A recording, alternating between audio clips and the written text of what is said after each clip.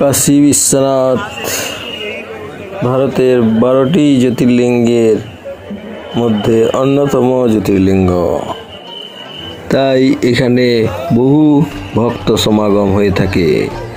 আগের দিন রাত্রি 1টায় লাইন দিয়ে পরদিন সকাল 6টায় দর্শন করে বাইর হলাম। রাত্রি 1:30 থেকে রাত্রি 2:30 পর্যন্ত বিশ্বনাথ দর্শন বন্ধ থাকে। আবার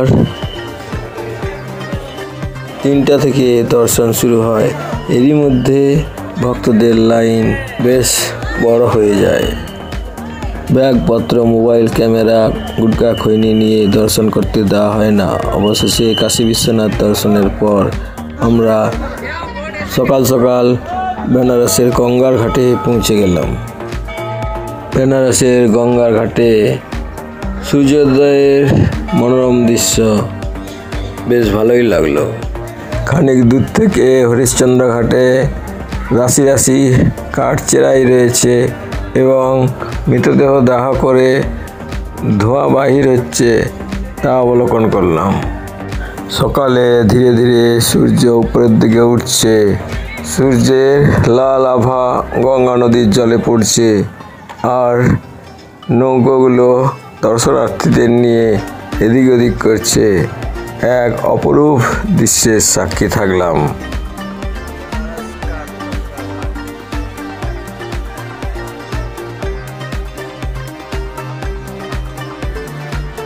প্রতি লোক পিছু 200 টাকা করে দিলে মাঝিরা এই হরিশ্চন্দ্র ঘাট থেকে বেনারসের বিভিন্ন ঘাট এই নৌকায় করে নদীতে ঘুরে দেখায়।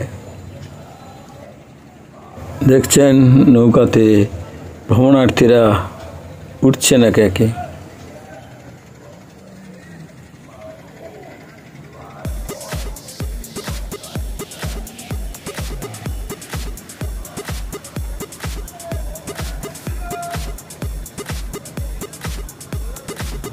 এই সকালবেলা বেনারসের গঙ্গার ঘাটের অপরূপ দৃশ্য আমাদের মোহিত করেছে।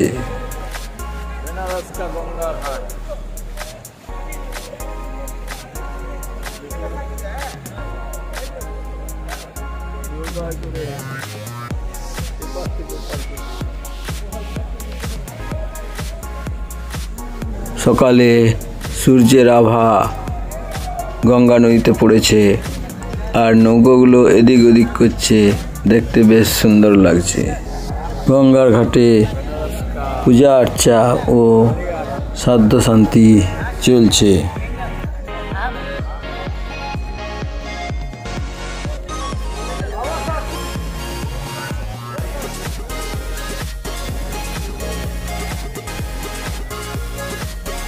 এখন দেখছেন হুইল চেয়ারে বিকলাঙ্গ বাবা।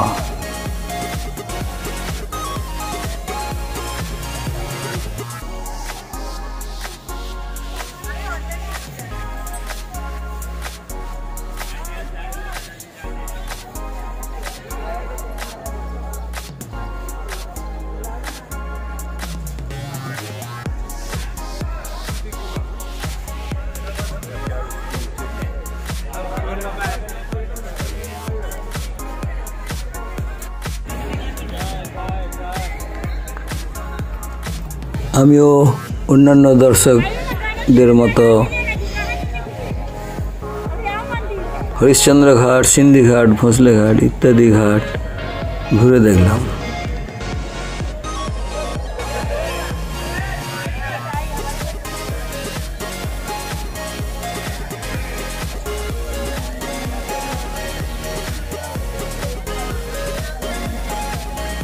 এখন দেখছেন ভোঁসলে ঘাট।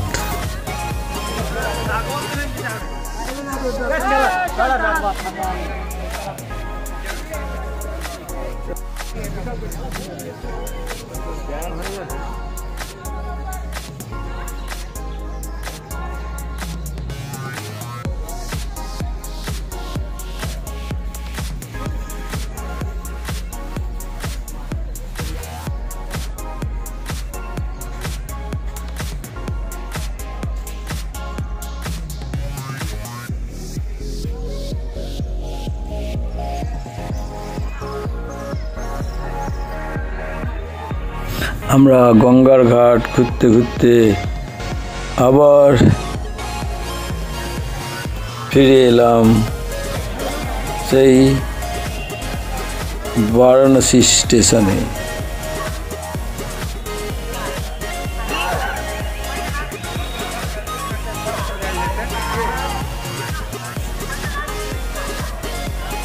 বারাণসী স্টেশনটিও বেশ সুন্দর।